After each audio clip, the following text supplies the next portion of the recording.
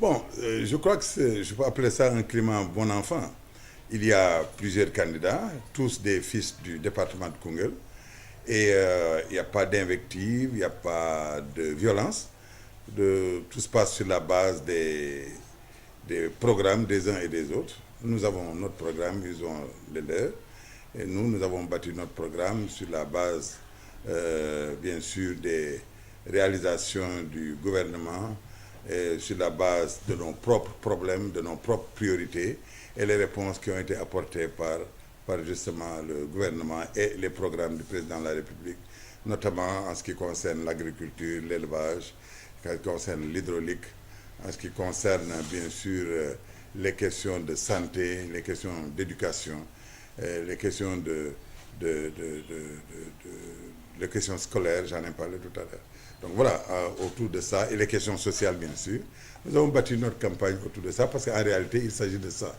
Il s'agit de voir de la part des populations, est-ce qu'elles vont, oui ou non, donner au président de la République la majorité à l'Assemblée nationale pour pouvoir continuer son œuvre.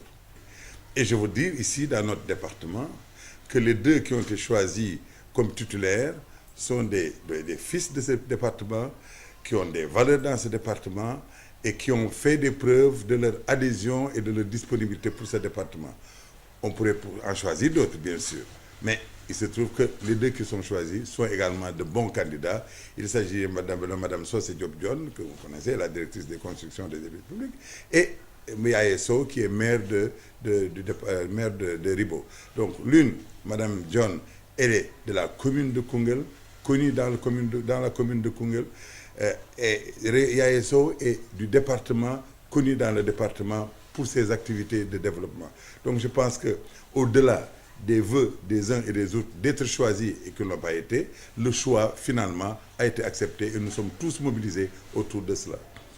Avec tout le respect que je dois à tous les candidats et à toutes les coalitions, je pense que notre coalition Benno Bokk Yakaar est véritablement en pole position. Véritablement.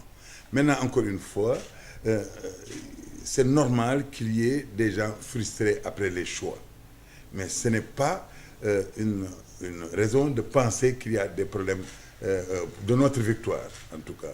Ce que je peux dire, c'est que nous travaillons à ça sur la base d'arguments, sur la base de programmes, alliant à la fois les réalisations du gouvernement, les réalisations des collectivités locales, y compris du département de Koungheul. C'est tout cela notre package électoral. Et nous sommes en train de travailler là-dessus. Et je peux vous dire que les populations adhèrent. Je ne voudrais pas revenir sur les conditions de l'échec en 2012. Ça a été douloureux pour les Koungheloises et les Kounghelois. Ça a été dû à des dysfonctionnements, des incompréhensions, et le PDS en a profité pour passer. Mais cette année, c'est tout à fait différent. D'abord, le député PDS, El Hadj Mohamed Dieng, qui était l'homme fort du PDS dans le département, a rejoint l'APR. Donc le PDS est franchement à 80% au moins aujourd'hui dans l'APR. Ça, c'est un. Deuxièmement, notre stratégie à nous, c'est une stratégie de proximité. Vous verrez et vous demanderez qu'à part le démarrage de la campagne avec les tournées dans la ville, tout le reste, c'est de la proximité. Nous avons des équipes dans chaque quartier de femmes et de jeunes, et aussi de personnes du troisième âge, qui font les porte-à-porte, qui discutent avec les réticents, qui leur expliquent ce qui s'est passé, les enjeux, et nous le faisons dans chaque quartier de Koungheul. Les réalisations, ils sont multiples. Les forages foisonnent partout. Vous savez que le prix de l'arachide a augmenté. Vous savez que le gouvernement a subventionné l'engrais, a subventionné les semences. Vous savez que dans la brousse, il y a les bourses familiales partout presque. Vous savez que dans la brousse aussi, il y a les machines agricoles. N'oubliez pas que je viens d'injecter 100 millions avec le PAMECAS dans des projets de développement au niveau des femmes, au niveau des jeunes. Nous avons également réalisé beaucoup de choses, les écoles, nous avons construit des classes, nous venons d'injecter 24 millions pour réhabiliter, construire et réhabiliter les terrains multifonctionnels. Au niveau des étudiants, aujourd'hui, les étudiants le savent, ils m'entendent. Nous injectons chaque année 4 millions pour aider les étudiants à se loger à Dakar et à Saint-Louis et à Ziguinchor.